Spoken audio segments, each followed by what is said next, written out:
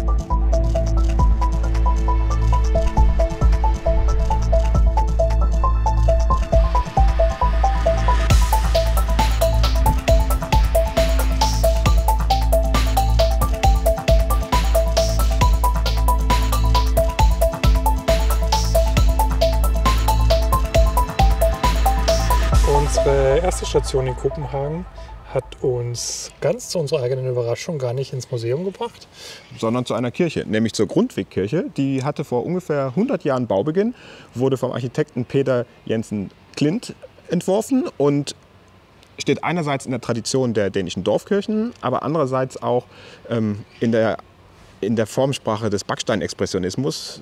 Und dieser Backsteinexpressionismus, der steht im Gegensatz zur Architektur der neuen Sachlichkeit, wo es ja darum ging, glatte Materialien zu haben, wo alles schön weiß und abstrakt sein sollte. Und bei diesem Backsteinexpressionismus sollte eben alles ganz expressiv sein, eben daher auch der Name. Und da eignet sich dieser Ziegelstein, der hier verwendet wurde, auch ganz deutlich, weil der auch so viele Nuancen hat, weil man damit ganz plastisch arbeiten konnte. Und darum steht hier heute diese ziemlich aufregende Kirche.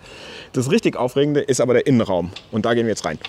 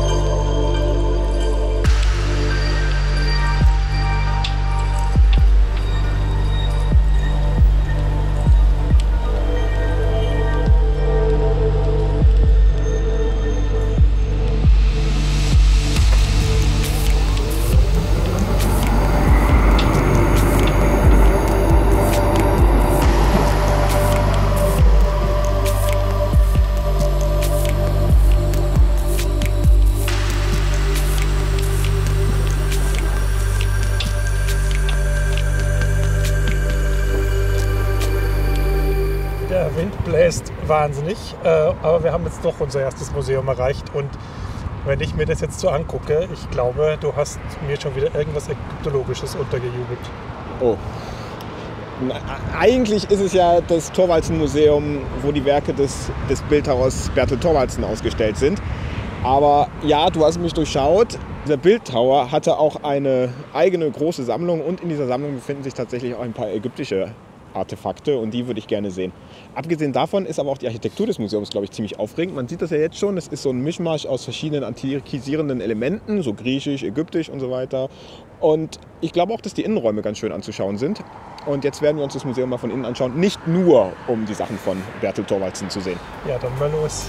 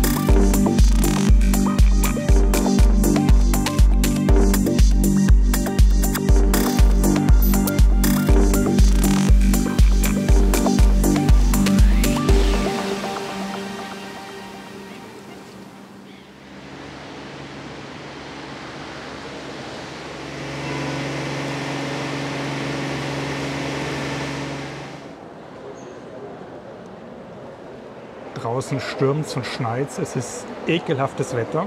Deswegen haben wir es vorgezogen, erstmal Kaffee zu trinken in fast tropischer Atmosphäre und unseren Museumsmarathon fortzusetzen. Denn was man hier für einen botanischen Garten halten könnte, ist in Wirklichkeit der Wintergarten der Glyptothek und das ist ein Kunstmuseum. Und was gibt es hier zu sehen?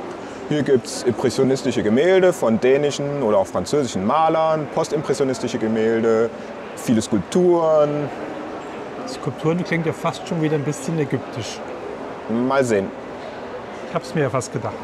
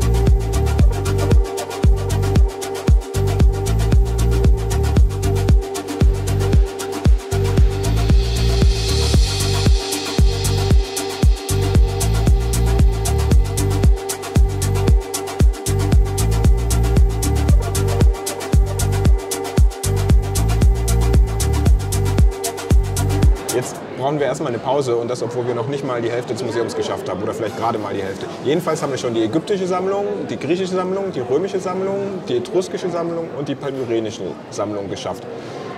Ja, vor uns liegt noch die Gemäldesammlung, die wie das ganze Museum, das ja von dem Besitzer der Carlsberg Brauerei Jakob Christian Jacobsen gegründet wurde und seither durch einen Obolus finanziert wird, der auf jedes verkaufte Bier zu bezahlen ist. Ach, dann hätte ich mir vielleicht eher ein Bier als einen Tee nehmen sollen. Vielleicht. Trinken für die Kunst.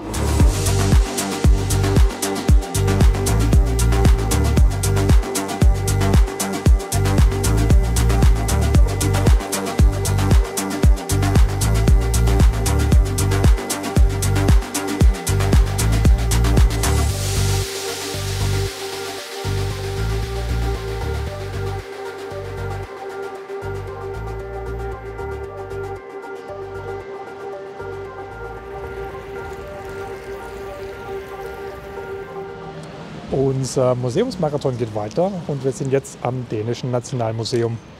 Und da wird es ja wohl nichts Ägyptologisches geben, oder? Schauen wir mal. Aber Wikinger gibt's auch. Oh, Wikinger, toll.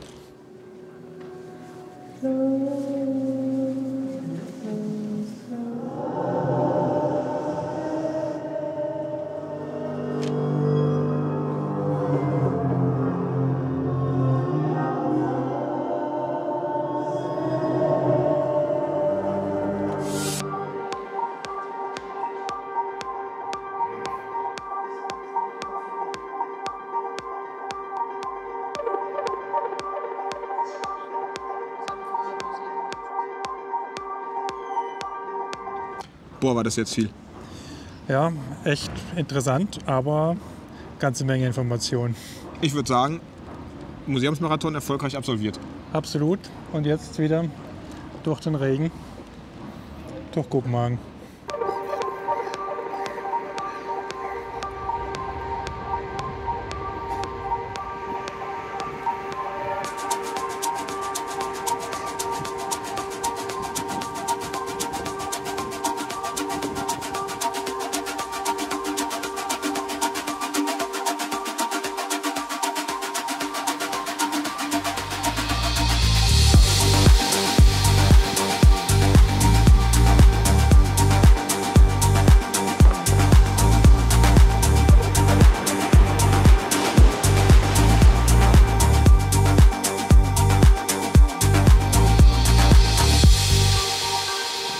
Und dein Fazit zu Kopenhagen? Ja, trotz schlechten Wetters war es ein sehr schöner und auch echt sehr interessanter Aufenthalt. Hat mir Spaß gemacht. Vor allem die Museen sind sehr interessant. Aber wenn man länger bleiben wollte, sollte man vielleicht doch versuchen, eine schöne Wetterperiode auch abzupassen. Ja, ich glaube, Sommer ist die deutlich bessere Reisezeit für Kopenhagen. Na denn, nächstes Mal im Sommer. Jo. Bis dann. Tschüss. Tschüss. Goddag, Deutsche Bahn og DSB byder alle velkommen ombord på Intercity-tog 395 i retning mod Hamburg. Vi kom afsted cirka 10 minutter senere fra Københavns Hovedbanegård. Det skyldes, at vi havde lidt tekniske problemer, som lige skulle løses, før vi kunne komme afsted. Jeg håber, vi